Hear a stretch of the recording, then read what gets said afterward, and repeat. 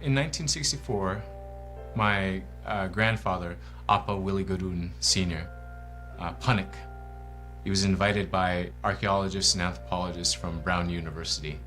He was invited to the Onion Portage site, this ancient sacred site of the Inupiaq people.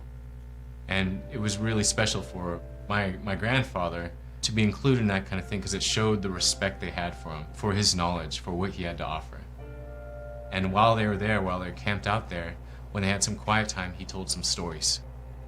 One of the stories that my grandfather told was the story of the Coastal Brothers.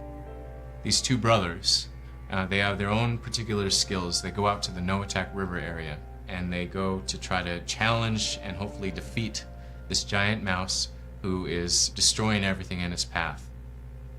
The development team really took a great interest in the story that my grandfather told because it really enhances those themes that we found in Never Alone.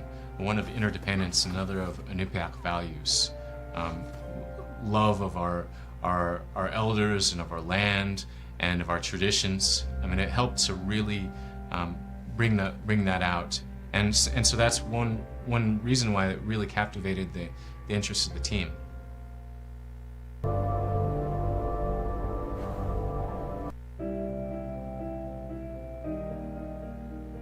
I wasn't raised here, but my mom talked about how it'd be so dark.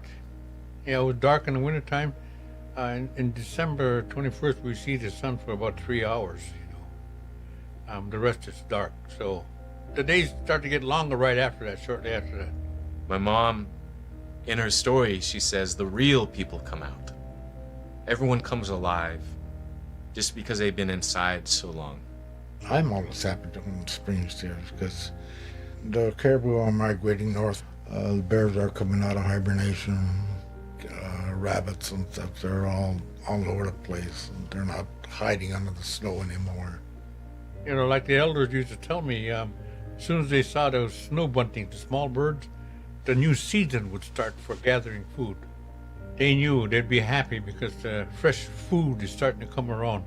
We'd be getting geese eggs or seagull eggs or any kind of duck eggs.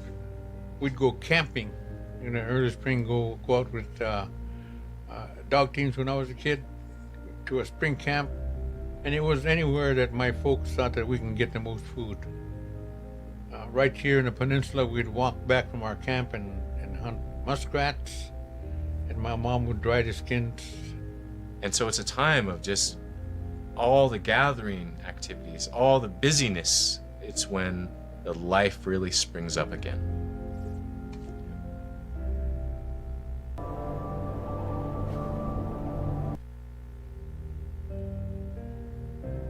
Because we're all Inupiaqs, upriver, along the coast, I'm considered coastal.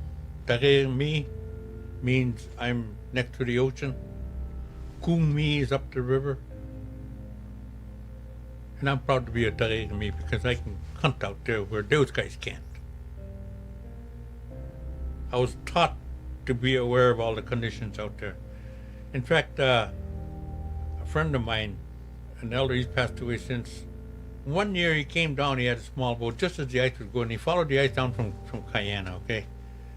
And he came down, he says, Willie, I come down just to go see how you guys hunt. Let's go. I said, okay. I got my boat ready and we took out. And the ice was moving out there, big chunks and that kind of stuff. So there was one area over on the Kuzintern side I was watching, being aware of how the ice was moving, how fast the current is moving, that kind of stuff. Automatically, I was taught that by my dad. I was really watching and everything. I said, we got to get out of here. And he looked at me and said, how come? I said, our way to get out of here is closing up. So I took off. And he was right behind me.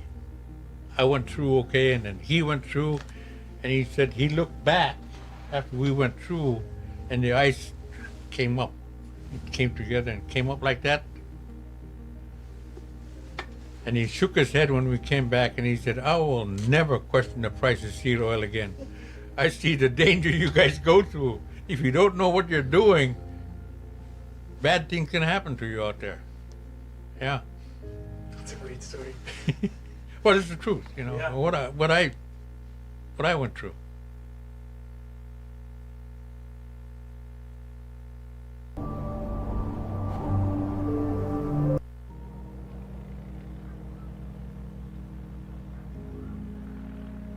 That's my dad.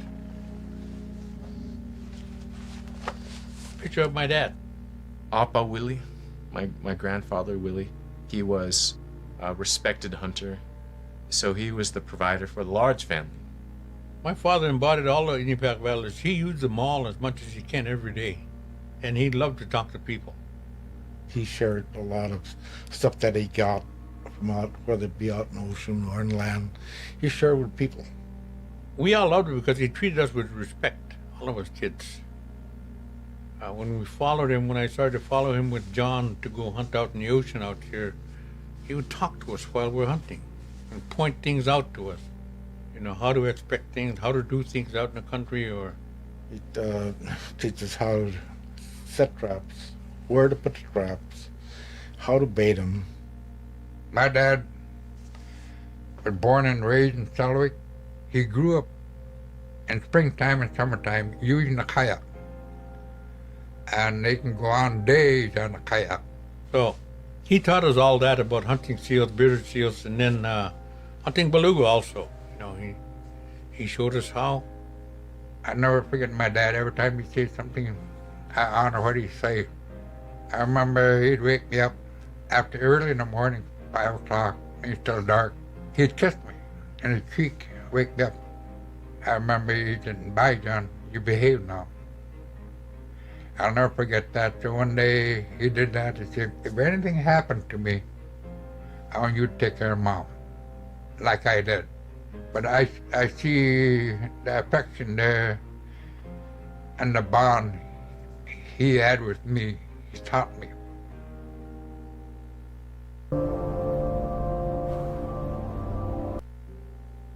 So to really reinforce Inupiaq values, the things that our elders identify that's important to them, we really thought of respect for all things, respect for the animals in particular in this case. And so we've added a prelude to the story. An experience with a little mouse is where Nuna and Fox, they forget to respect this little mouse. Something that my Uncle John just told us is that you only go after animals if you intend to use it for food. You don't play with it. You don't mess around with it or tease it, even if it's all in fun.